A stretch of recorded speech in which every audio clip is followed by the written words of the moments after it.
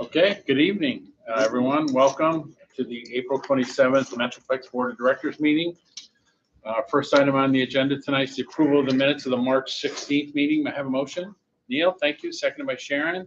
Any comments, suggestions, corrections? Seeing none, all those in favor of adopting the minutes say aye. Aye. Any opposed? Next up is the treasurer's report. I'll give the treasurer's report today with Karen's absence. These are the first quarter results. As you know, we keep track of this on an accrual basis. So it shows that our sales tax income is at $2.37 million. But as we've disclosed to you, we've received 2 checks so far this year. So as of today, we've collected $5.2 million in sales tax. So it's been a good start to the year, and we're actually right on budget. The whole report shows that we're doing fine in terms of keeping our expenses on track, and our cash on hand is $4,955,000. Pre-development budget after 3 months, very little spending to date. And the third report is our capital project reports about our 42 active projects right now. And if you have any questions, we can answer it. You say the sales tax is a little ahead of budget. What's that? A little ahead of budget. Yeah, we're doing very well on sales tax.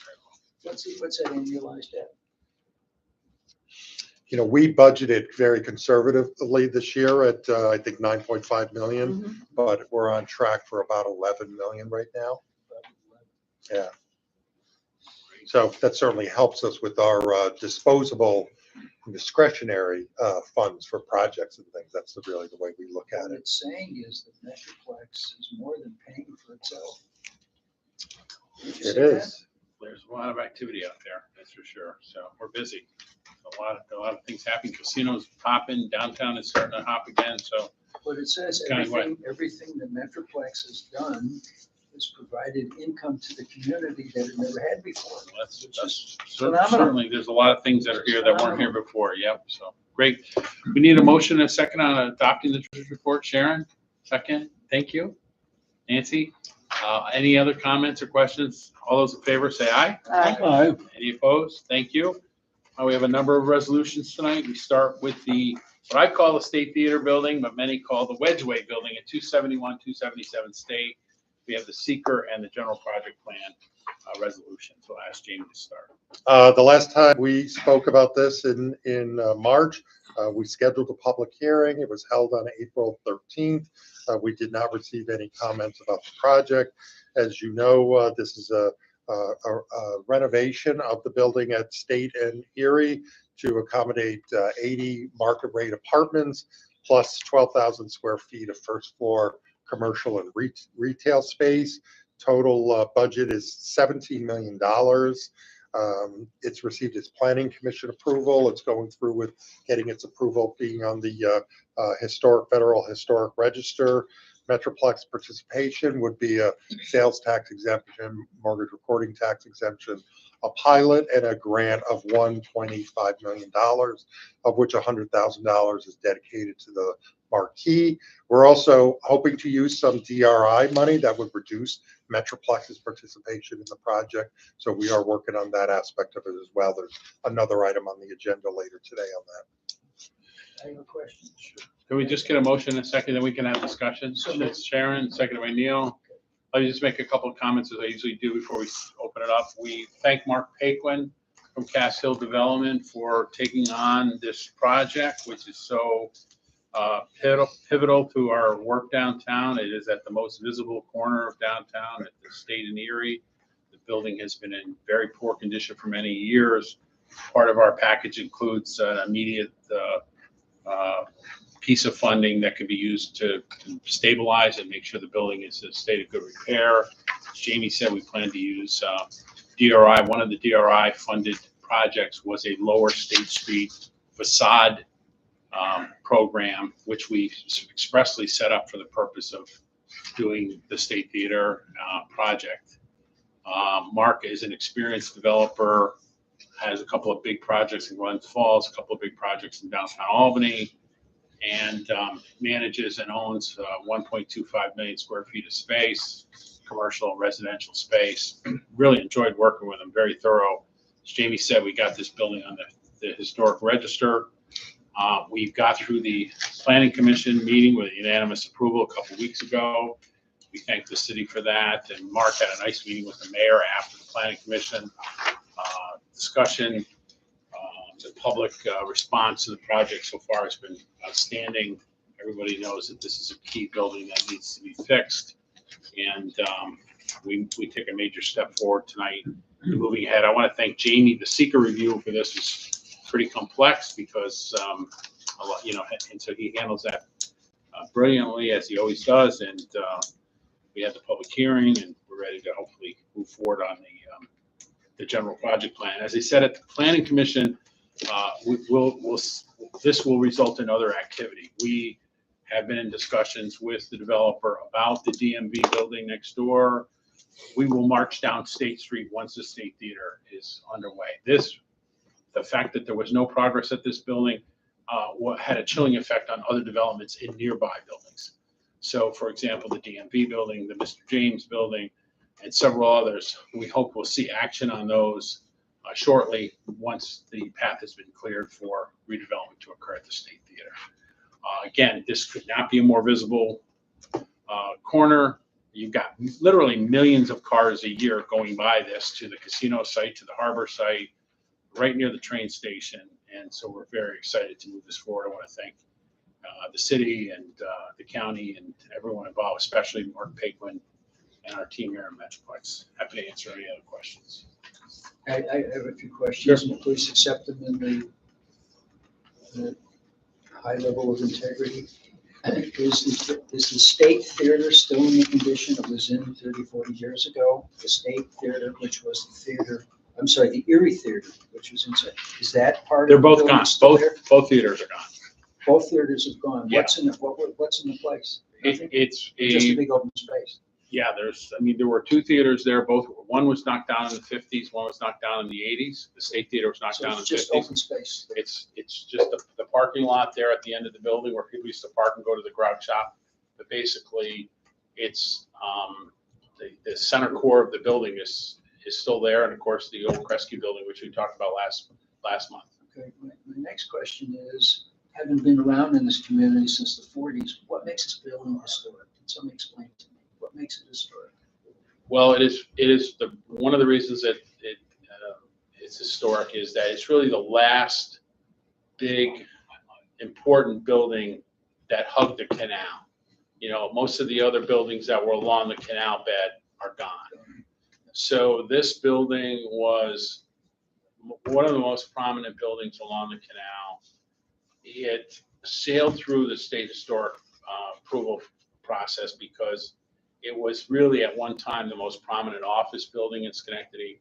It was advertised as the place to be as far as office and commerce in Schenectady. Are there any pictures of this? We talked about this last month. I didn't see pictures of the building. Okay. Just want to remind you what we talked about last month is that I sent you you should really look at it. I think you'd really enjoy it as a person who's been around and knows the history. The developer did a comprehensive application that was submitted to the State Historic Preservation Office, SHPO. And it has a full history of the building and pictures, and it was the first home of the Schenectady Library. It was the first home of the Peacock companies. It was the first home of a number of a secretarial school that provided folks to GE. It has a rich history. So if you could look at that, if you need me to resend it, I'll send it. But it's probably a 100-page report. 80 or 90 pages, yeah, with photos. I would find it fascinating to be able to see it. Unfortunately, I'm not adept at getting all that stuff off of my thing. So yeah, well, we'll send you print it out. copy. We can print it out. If it's got that rich a history, I don't think we've done a good job of promoting in the community what was there before, what it was. Because going way back, I don't know how many people here go back to the 40s. I do, and I really get to see that. We talked about at the last meeting is that it's just the building is one of the things that the state was really fascinated by is that it had a retail arcade with two theaters off of it, as you know. Yep. Which really was a foreshadowing or a, of the shopping mall. I remember that Yeah, retail. I mean, and people at the state were saying, to have that building in downtown in like the early 1900s, where you had a multiplex, it was the forerunner of a retail mall and the forerunner of a multiplex theater. Well, Proctor's had the same kind of mall in their building. Right, which was And built in this one- 27. yeah. This was built before that. This was the home of the original Proctor's, which is another reason it's historic. My recollection is there were maybe 3 or 4 stores. There weren't many stores. Yeah, at all. no, it's a I smaller still remember arcade. the name one of them. Yeah. Okay. The other thing is you normally show us the architect's view of what the new facility. Sure, we have will look a picture of that. Great, I'm anxious to see it. I am So- anxious to see it. This is the main building. So the key is to restore the marquee, and they're working on that, to restore the Kresge building on that faces State Street. All of this older section of the building will be repointed, cleaned, new windows. And then there's an addition to the building at the end, which go to the next slide. And again, this is like a brownish brick to match the brownish red brick that's in the main building. And together it'll have 80 units, as we said, 12 to 14,000 square feet of first floor retail. Ray, what about the parking to accommodate all that? The parking including is- retail space. The parking is 24 spots behind the building, 60 spots on Liberty that we're buying that lot from Tony Civitella. So right next to Burger King, there's a lot that Trusco owns. Mhm. Right next to that, there's a great lot that has actually has 65 spaces. And again, we own the lot across the street at, around the train station. For years, the Grog Shop, the Wedgeway, Barber Shop, the other places did very well at this location. So the developer is very bullish. He's already gotten some leads on first floor tenants. Mhm. But the parking is key, that we have 65 spaces right out the back door of the building. Trusco was the one that was kind of apprehensive at first. Was it Trusco? Trusco did not agree. We talked about this last month. Trusco did not agree to sell. They have a smaller lot with 30 spaces, which they're retaining for their building on State Street. So the space, so this new building here is a new structure. Right, Okay, and right now it's a parking lot. right. It's a kind of a dusty, ugly parking lot that's Yeah. not paved. Yeah. Right, and there's outdoor, I don't know if it shows it on this side, but fire escape on the outside of the building. It would be the second building in. Yeah, it's just a mess. The building hasn't had any care in years. And they're gonna figure that this is going to be good retail space along Erie Boulevard. It was, until the building fell into disrepair under the current owner, the first floor retail space was always leased. You had Wedgeway Barbershop that was there forever. The Grog Shop was extremely popular, and they had some issues with their family that caused them to close. But the building fell into such a state, they had the photo place on State Street. He's very confident to get tenants on the first floor. Yes. I concur, it's just, to me, it's how far Schenectady's downtown had come, because a lot of this is aesthetic. It's really because we want to save something that's a real part of the city, and we now can do it in a way that really makes sense. And yet you have almost 90% of the cost, but private people understand is economic. I mean, we had some early projects like the Parker Inn, where you literally would not have been able to get the building sold for the amount of money we had to put in. But that's early on. And to me, I think that this is a great project, and it's to me, it's pretty economical for us. And it takes care of one of the few places that we haven't been able to take care of before. So for me, it's a pretty easy decision So, to say yes. so the building's gonna say the wedgeway on the marquee, is that what it's gonna say? Yeah. And that indentation is still gonna remain, people come on. Because it's SHPO, because of the historic, because you're using historic tax credits, Yes. the features of the building have to be maintained. So that's that recessed area. So that recessed area has to be, and you're Yes. putting a marquee all the way Where around. the marquee is now, the new marquee, they're still What's a new tweaking the marquee design. totally all the way around? Yeah, Yeah, right. yeah. The one that's there now is falling down. Yeah, but even coming around the corner where the Kresge building is. and- It's still, we're still tweaking the design for the marquee. He's got people working on it. And the inside of that is meant to be, okay. The arcade. You're still will be working restored. on that part, the entrance?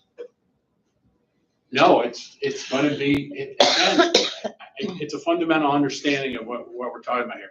This is a historic renovation project. Yes, but the materials. If you don't let me used- finish, I can't respond to the question. I just can't, so we'll just move on. No, go ahead, finish. Okay. I'm just trying to understand the fundamentals of doing an historic renovation project. Historic renovation projects are strictly governed by the State Office of Historic Preservation. It will be on site during the renovation project. And you have to maintain the key features of the building, including restoring the marquee, keeping the arcade, restoring the arcade. That entranceway was the entranceway to the arcade. All of that stays. The windows get replaced because there's cheap windows in there now. And the bricks get repointed. I mean, the features of the building, it's a beautiful building that runs what ran along what used to be the canal bed. So it's very important to understand that point that we're looking at a renovation. And the new building has to be consistent with the old building as far as appearances and lines and things like that. And Ray, you're saying the DRI money is gonna take away some of the obligation, the 1.8. We have 600,000 in the Lower State Street facade, so we try to go into that account to fund some of the facade work. Yeah, this was a project we're looking at. But again, the developer's putting in 15 million. That will probably grow. We spoke to him today. That number, because the construction costs are increasing, will probably go up. The question I was specifically asking, and I understand your comments. Sure. Okay, respect them. You got this black marquee coming around, which is a very new look, helps a lot. And underneath it, on the Erie Boulevard side only, the white part all the way in from that area, is that all gonna remain white? Or is that with the, looks like they got picture frame, something in there? Because it used to be for the movie theater, I think there used to be something in there. Is that what, are they gonna maintain that, or are they? I still don't know. planning- I'm lost. I'm sorry. I don't know what you're talking about. You know, I would ask these questions if it was my building. What is this right here going to be? And is there going to be an arcade in there too? Are they Yeah, gonna I- create an arcade? Yeah, no, they're restoring, there is an arcade, Yes. and they're they're gonna restore the arcade, because Okay. the arcade has to be restored Okay, using the SHPO credits. okay.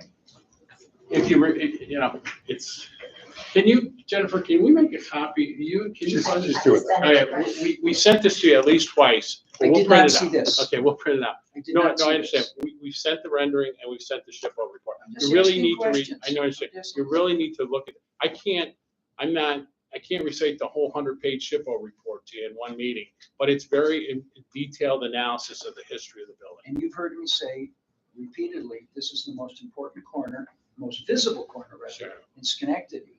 And I just like to see exactly what it is Sure. that the architects are planning to do. Right, and we And they had, do have some leeway and latitude in Yeah. what they're doing. They do have some leeway. they really don't, if you understand what they're In doing color with and SHPO. materials, they have leeway.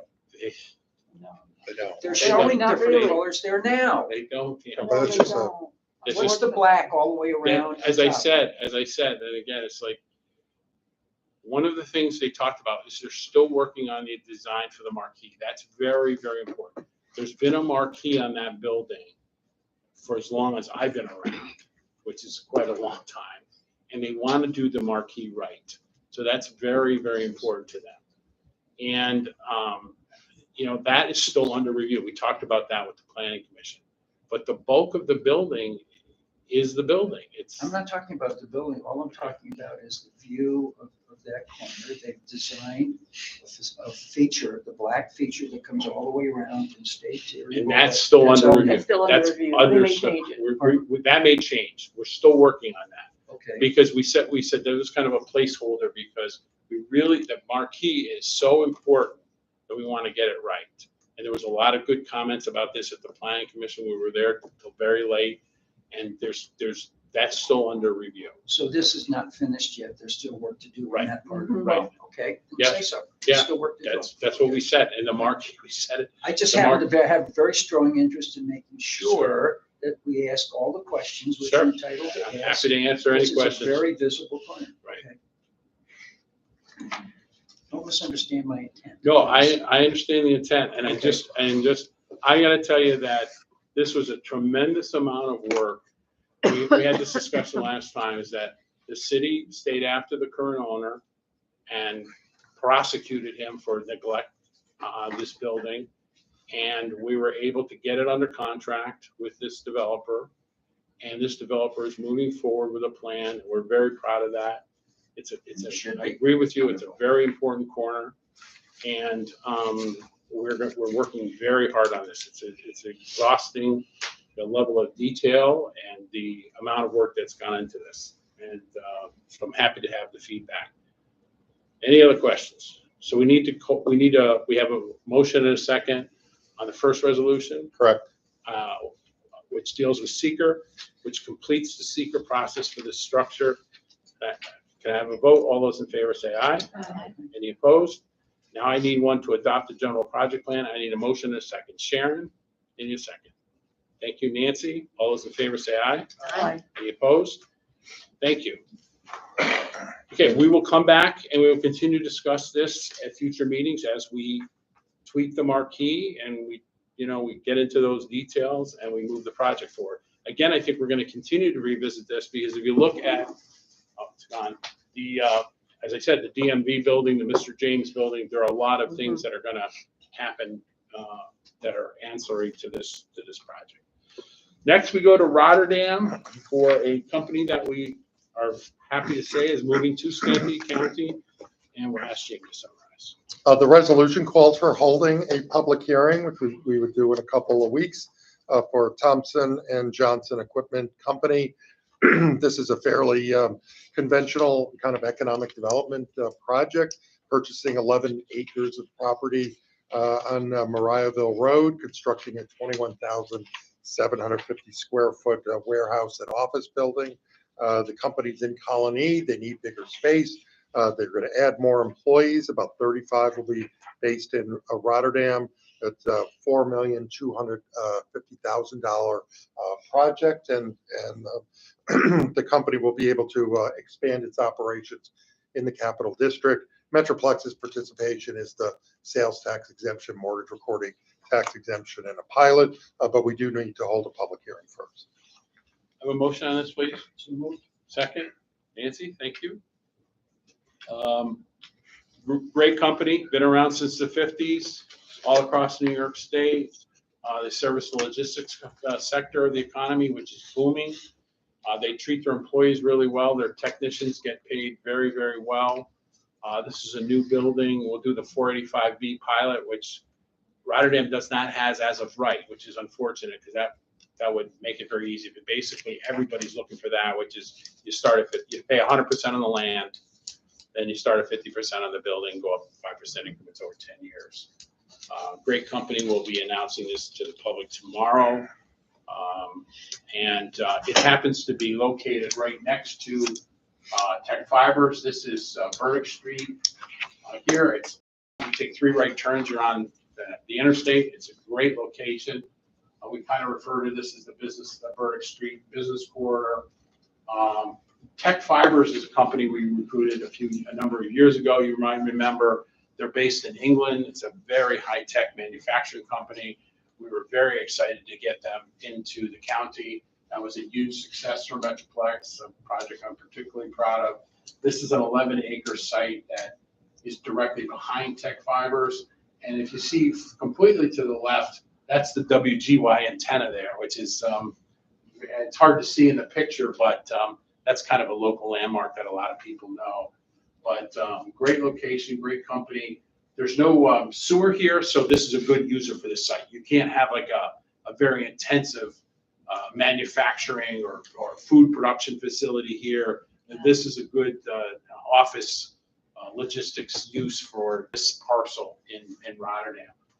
They've already been to the Rotterdam Planning Commission and had their approvals that we're using their seeker, right? We will use their seeker, Yeah, correct. we will use their seeker after we get through the public hearing. So again, when we want to thank, as kind of a sad note, the site search for this was handled by Berkshire Hathaway, Blake Realtors, Richard Farrow, and his associate Paul Bowers. Unfortunately, Richard passed away a month or so ago. A really great gentleman, terrific person.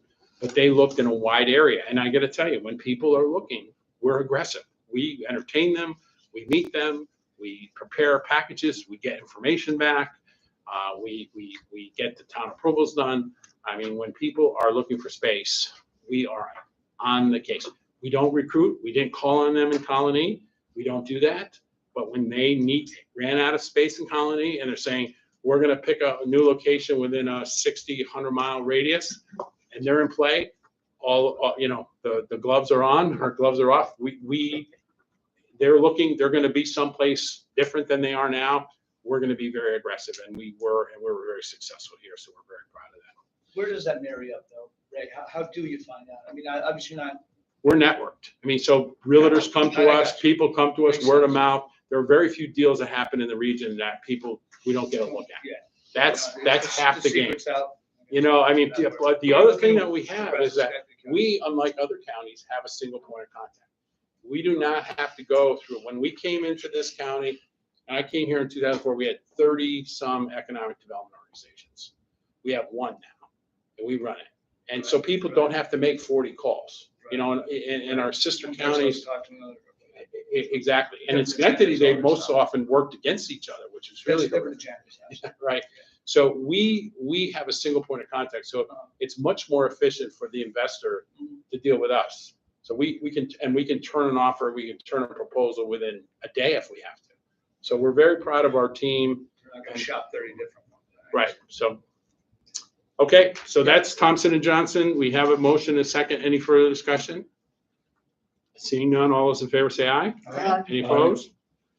Next, we stay in Rotterdam for another company that is moving to the county. Another project we're very proud of, Green Sheen Paint, and we announced this today. It was in the Gazette today on the front page, and I'd ask you to summarize. This is a really interesting company and prospect coming to Building 14 at the Rotterdam Corporate Park, leasing over 42,000 square feet of space.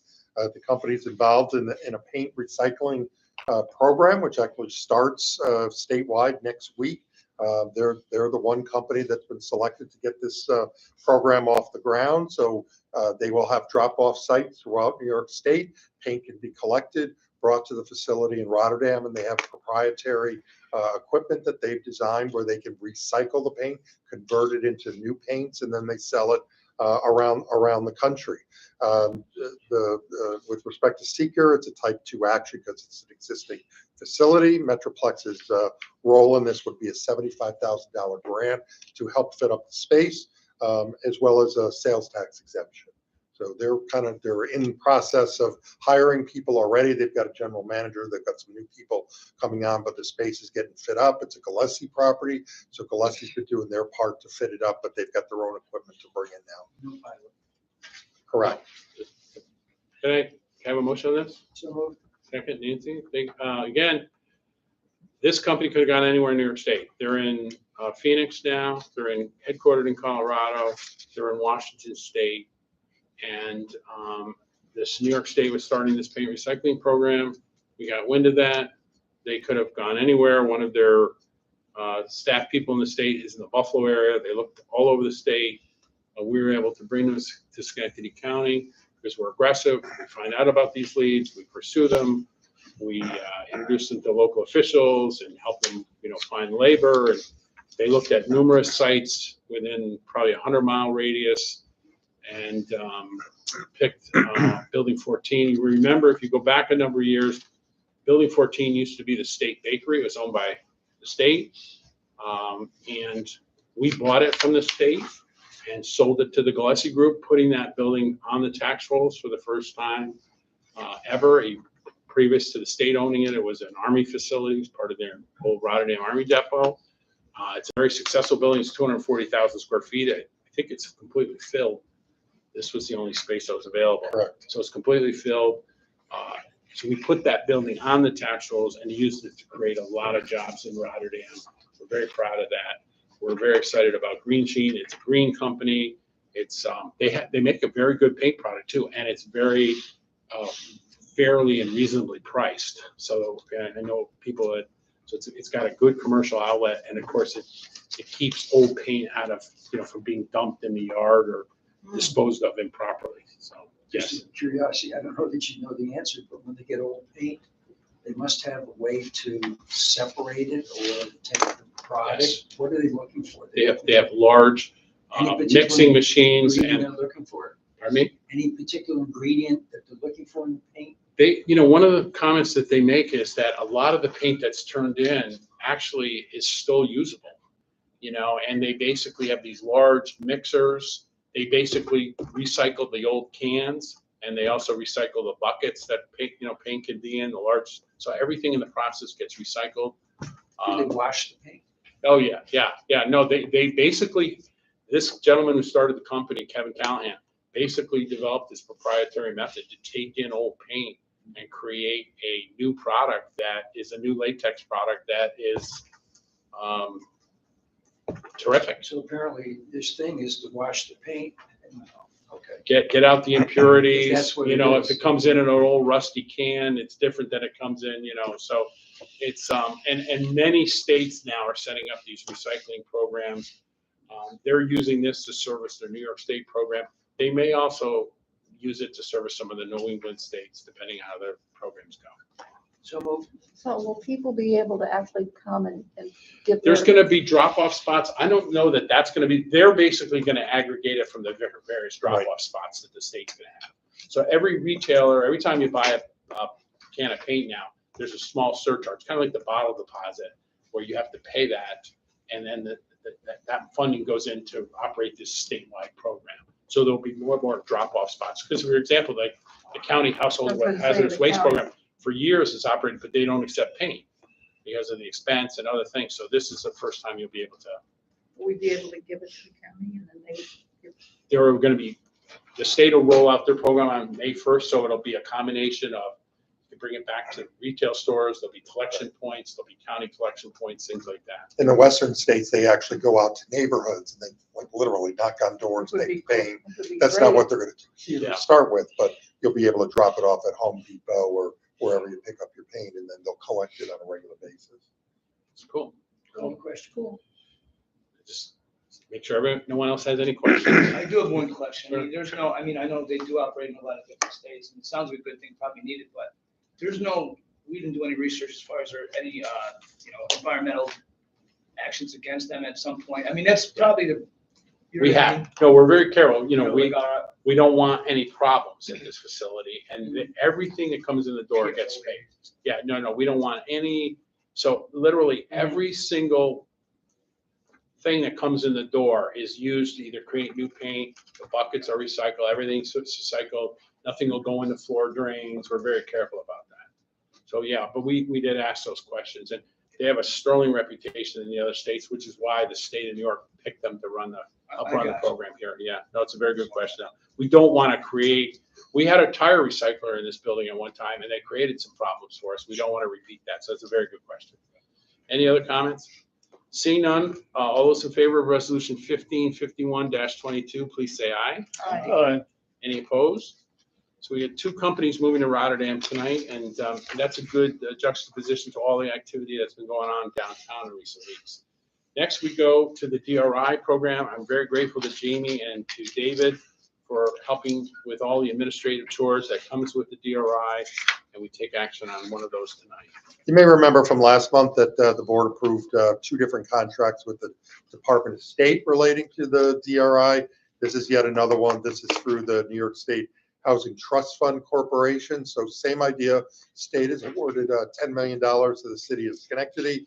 This particular program of a facade project on Lower State Street, $600,000 grant. It's going to run through Metroplex. David's done almost all the legwork on this, and we have to prepare procedures and applications. Well, with the approval of the board, we can sign the contract, get it signed at the state level, but then also start marketing the program. Applications will get submitted. The board is the decision-making body on this, so that's the state has agreed to that. So you'll be hearing more about the projects that come through this particular program, but this gives the chairman the authority to sign the contract so we can send them into the state and get going with the $600,000 facade program. Have a motion on this? Sharon, second. Brad, thank you. Any discussion? Questions? Again, thank you, David. All those in favor say aye. Aye. Any opposed? Next, we go to the DSIC, and our friend Jim Salango is here. We'll ask James to summarize Resolution 1553-22. Yeah, our next two action items are related to our kind of fix-up cleanup in downtown Schenectady. DSIC, as you know, we've been supporting them for many, many years now with their daily routine of picking up litter and trash and of maintaining the downtown. As you know, the DSIC expanded their footprint a little over a year ago, 2 years ago at this point. So they cover just a massive area in downtown Schenectady. This is a $240,000 grant to DSIC for their regular activities. It's matched by their assessment to all the property owners in the downtown. It's one of their bigger programs, as well as the hanging flowers, the banners, the different events that they promoted downtown. So this is our annual support for their program. A motion, Sharon, second by Brad. Discussion? Everyone knows they do a great job. Thank you. Any other comments? Seeing none, all those in favor, say aye. Aye. Aye. Any opposed? Okay, thank you. Next, we go to parking. This is kind of in tandem with what the DSIC is doing, is 2 contracts with Bardstead Enterprises and with Suburban Turf to work on our parking lots. So DSIC kind of does everything else. We've got 10 parking lots that we're responsible for. So working with these 2 firms, they will keep the parking lots kind of neat, clean, and safe, improve the appearance. I mean, I think we're trying to establish a very high bar here in downtown Schenectady. Sharon's been heavily involved, I think, for the last year or 2, as we kind of sort of see different problems and try to solve them. And we're doing it. Our approach this year is a little bit different, as we're trying to find the right firms that can do the work to mow the lawns, pick up the leaves, do the weeding, the landscaping, the mulching, the flowers that we order every year. Last year was a disaster because of all the rain that came, so we wanted to change the approach. So we're going to see how this works. For Bardstead, the contract is $30,000. For Suburban Turf, which is owned by Tim Trier, who runs Clinton's Ditch and 151 on Lafayette Street, the contract is $79,500. We're really hoping that we can kind of get through the next 6 months and really improve the appearance when people come down here, whether they're going to Proctor's, whether they're going to the bar, whether they're coming back from the casino. They're going to see a downtown that the appearance is great and that they want to come back. Great. You have a motion on this? Second. Thank you. Further discussion? I think this sounds great. The original parking lot company from Hartford is still working with us. Laz is doing that. Yep. Guys are still working, but these guys are going to get into and take care of those lots and the areas around. Yes, Laz is responsible for the daily pickup of trash in all the lots, because we have multiple garbage cans all over. So they do that every morning, but there's obviously litter and things which Laz is responsible for.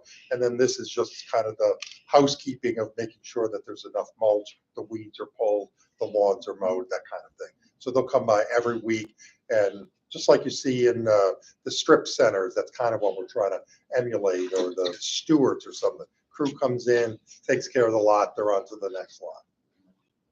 Okay. We have a motion in a second, right? We do. All in favor? Aye. Any opposed? Thank you. Next up is acceptance of our, or adoption of our audit. This is another piece of housekeeping for submission to the authority's budget office. Our audit committee reviewed the audits and in front of you. Apologize that we didn't send it out to you previously, but the audit committee has reviewed it. They sat through a presentation by BST. Again, a clean, unqualified audit as we have every year.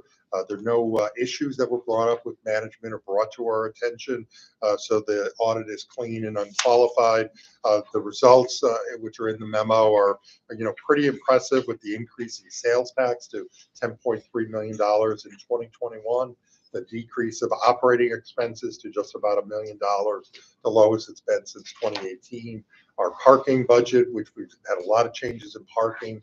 So our subsidy to parking was $150,000, which is the lowest it's been in its history. So all of this, again, as we talked about right at the beginning of the meeting, creates a lot of more discretionary money for us to put in projects as we were doing all day today.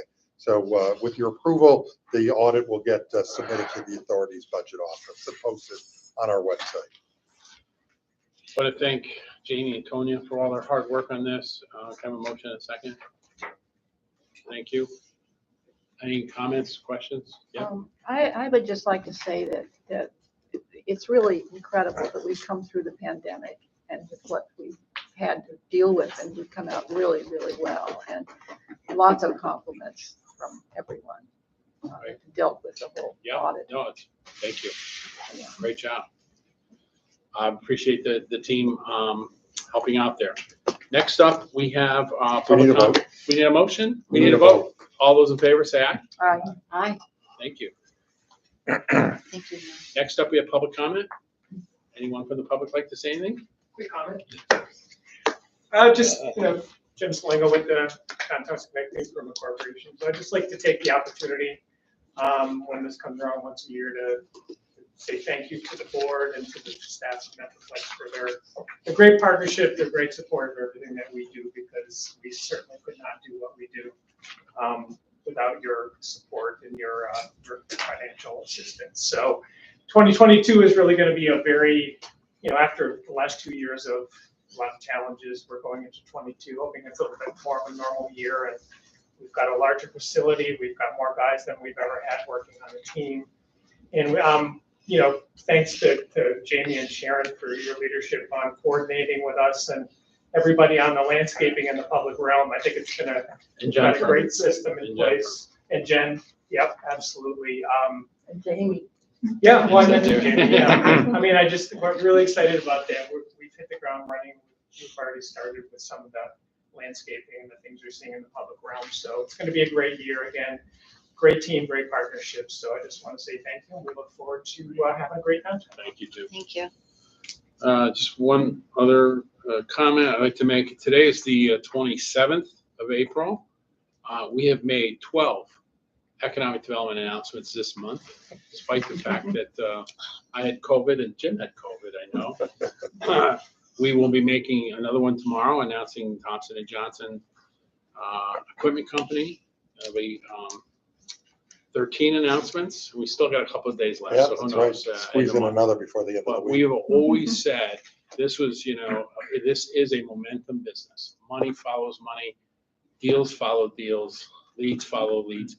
It is a momentum business, and we are committed to continuing the momentum and the torrid pace of development here. And it would not be possible without the great staff that we have, because we're out doing the deals, and then there's all the paperwork and documentation and things that have to go with all of these projects, and they're administered fabulously. So we have a very high level of activity. Any comments from the board on any other subjects before we talk about a date for the May meeting? Schenectady, according to the Albany Business Journal, Schenectady is the largest business corporation in the capital region. We saw that. Congrats. Saw that, Yeah. For the May meeting, because we are looking at the 25th, we have a lot of activity. We're trying to get done, so we'll send that notice out tomorrow, Jen, if we can, to get it on your calendar. It is right before Labor Day or Memorial Day, excuse me. Hopefully that will work for your schedules. We appreciate your, we had to move this one tonight because I was out 2 weeks ago with COVID, and then last week was Passover.